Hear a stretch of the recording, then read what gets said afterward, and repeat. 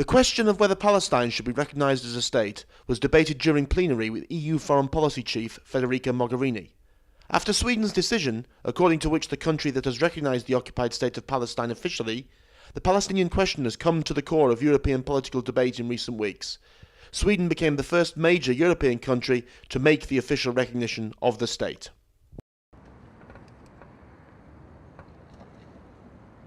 We are the first trade partner for Israel, and we are the first donor for the Palestinian Authority.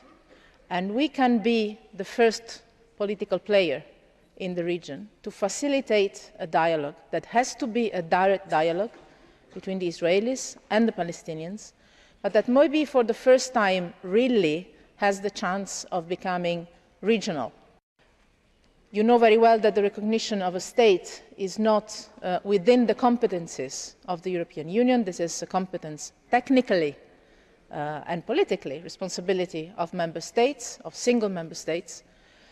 But I would never say to you, as I have not said that to the ministers of the member states when we had the Foreign Affairs Council last week, that this is not my business. This is obviously technically not my business, but politically it is.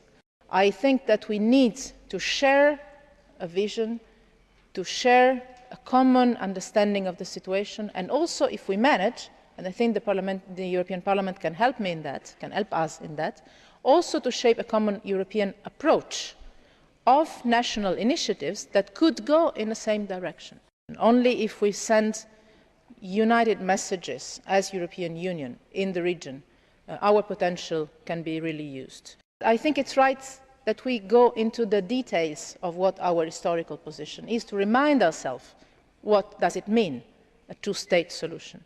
And with the right of Israel not only to exist, but to exist in security and safety and peace in the region, and with all the Palestinians, being them in West Bank, in Jerusalem or in Gaza, having one state, finally.